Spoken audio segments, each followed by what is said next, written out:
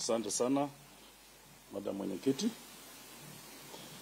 Of my 40 minutes, I'll give some remarks, then I'll allow my advocate to say something about the same. This is a case of gross violations of the Constitution, gross misconduct, and ministerial responsibility. National agenda of this administration of William Ruto on food security is noble. And from the onset, I must say, we support the president because agriculture is the backbone. If the country is food secure, then you have a healthy nation.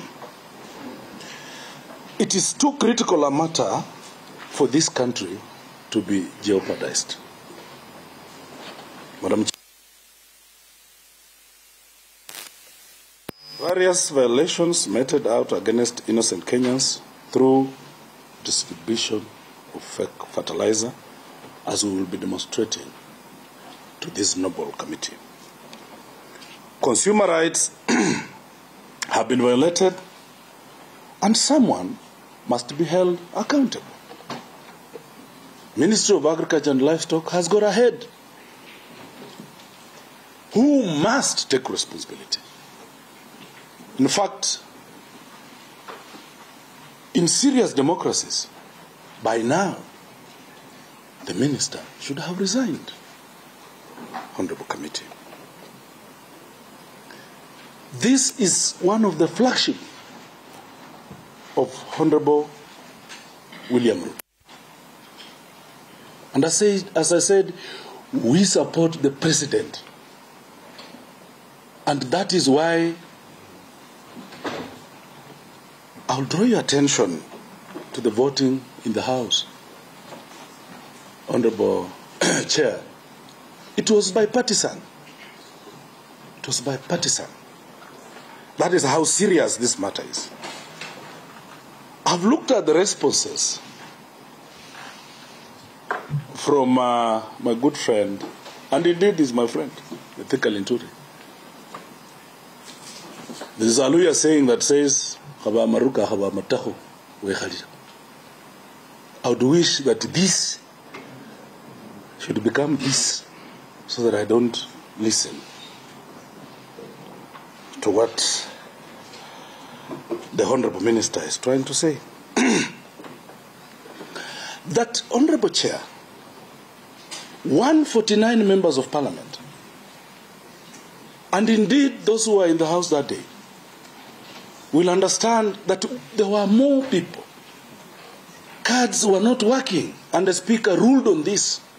19 members, including the Honorable Nabina Bwera, my good uncle, the Honorable Mchomba, they did not vote. 19 members of Parliament who supported this motion and who were in the House did not vote.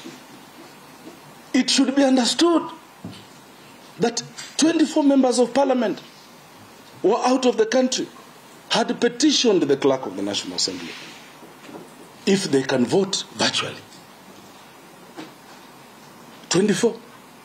Those numbers are growing. It is incredibly and serious.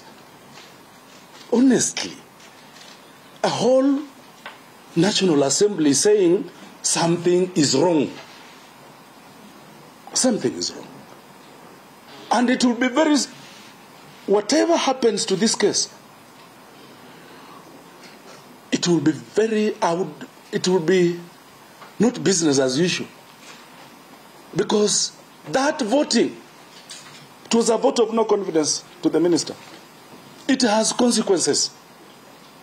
I would be keen to imagine how ambassadors will be dealing with it. Our good friends on high moral ground, the United States, the EU, of which we shall be appealing to them, that indeed the National Assembly has passed a vote of no confidence. In that alone, it speaks volumes. it speaks volumes. And I think the minister has guts even to be here today. This motion is not about me. This motion is not about the National Assembly.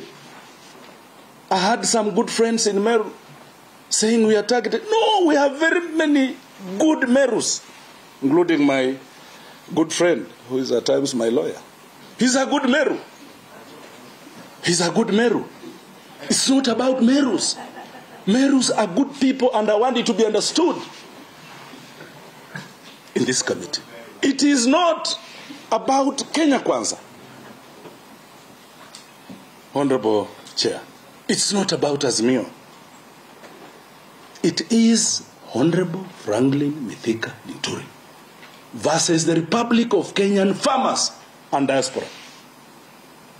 I did indicate I come from a border town. Ugandans buy things from Kenya. Kenyans buy things from Uganda. My good sister would know this. Nahayo, the Iron Lady, would understand this. The Ugandans came and bought fertilizer from Kenya, subsidized. What should they do? What should they do?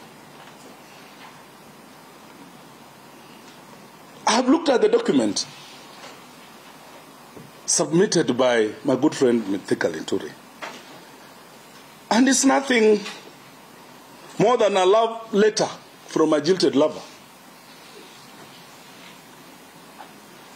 That these are grievous matters of national importance, to be reduced to love matters. Ukiachwa hachika. Hachika. It is indeed unfair to keep dragging the good lady, my sister, Marianne, into these matters. She has a right kukukata, kukukubali. Allow her to proceed on with her life. Including the Honorable Chair, that it should be unfair that your private matters should keep coming up anytime serious matters are raised.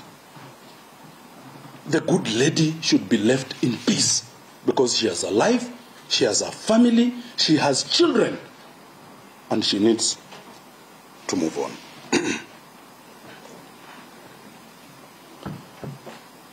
We shall speak.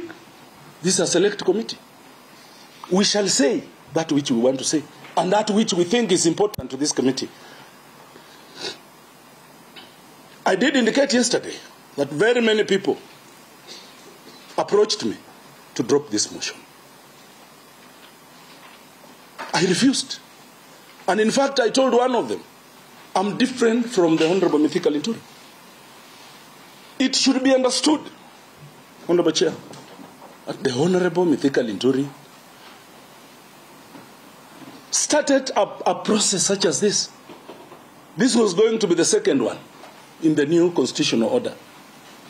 Had he been serious, he went ahead, he collected signatures, it was put on the order paper, his motion. What did he do? He went to Naivasha, was given money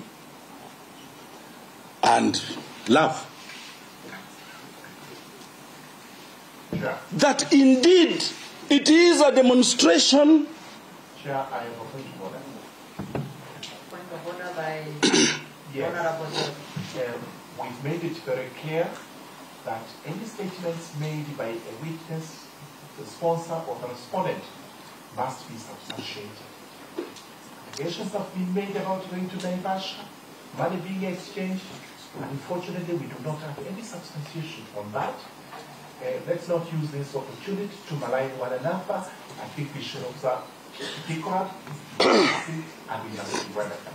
Honorable Chair, it is indeed in public. It is indeed in National Assembly records that a motion to impeach one Anne Waiguru appeared on the order paper. It is indeed in records of the courts. in the divorce case of the Honorable Franklin Mithika Linturi and Aldai Member of Parliament, Marianne Keitani, as to where the member... Honorable Wamboka, I think you should limit yourself to the subject. Well guided, Chair. That, Madam Chair, I'm a serious Kenyan. I had to do this, and I have done this.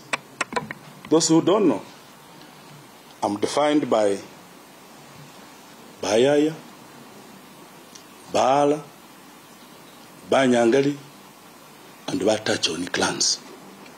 That definition, those sub-tribes cannot allow me to be bought, cannot allow me to be subverted. That is why we are here. It's because I'm serious, and I will die for the farmers of Kenya.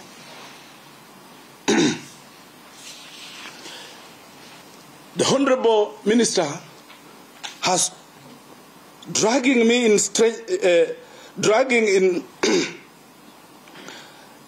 dragging strangers in the name of my alleged affairs, which cannot negate the fact that innocent Kenyans are suffering. I would want to understand, by you saying that so and so is Jack's wife, is the Honorable Member's wife, how does that relate to the suffering of Kenyans? How does that relate? And if indeed Honorable Chair of Justice Committee is fair, is only seeing one side when we speak, why should the minister bring no, I'm reacting. It is in his submissions. I don't want this committee to be turned, this investigation to be turned into lack of investigation. Please limit yourself to your motion. Yes, Honorable Chair, but it must be noted and be on record that in his submissions... Yeah, point of order by Honorable Rachel, Dr. Chair, I did not intend to interfere with statements that the Honorable Wamboka is making, but I would like to raise a matter on Standing Order 77 concerning the language that we use. And 77 says, all proceedings in the House shall be conducted in Kiswahili, English, or in Kenyan Sign Language. Twice, Honorable Chair, the Honorable Wamboka has mentioned words in a language that we did not understand, and I thought that he was going to translate so that we can understand. This may make us miss some of the information that you would like to tell us. So is it in order for him to use that language, which I'm not able to tell which language it is, because we are not able to understand that particular portion? I'm sorry, Madam Chair. What I meant is I would wish that my ears become my sitting apparatus so that I cannot hear all this. That's what I meant. But well guided. Madam Chair, I've got one wife, which is public knowledge. This is not a forum to bequeath me with imaginary wives. And in any case, does it matter? I'm on this Honorable Chair because he brought it. If you look at his submissions, it's there. Point of order, Chair. Point of order by Honorable Chair. I believe it is very important that if you make a ruling, the Honorable Member understands that you are directing him on what to confine himself on. And Honorable Chair, if someone disregards that ruling, then you should be able to also call them out of order. Well guided. Well guided. Well guided. But just to note, this is not a divorce case. Madam Chair, we are discussing the conduct of Honorable Mithika Linturi, that we want him removed from the office.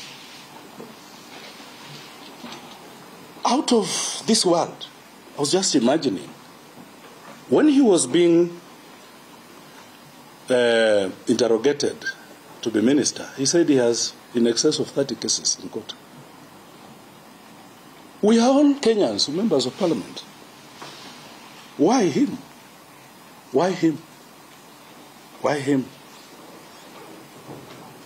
We are speaking. We have a saying in the Luya land. The hyena told the stone. You remember the case of J.M. Kariuki when they were investigating his death? Mwangale told his house. It's a house of records. The hyena told the stone that even if you keep quiet, you've heard me. Honorable Mithika Linturi, even if through the chair, even if you keep quiet, you've heard the cries of the Kenyan people. Thank you, Madam Chair. Now call my lawyer, the Honorable Dr. Haminwa, to give the balance in my minutes. Asanteni sana, Mungu ambariki.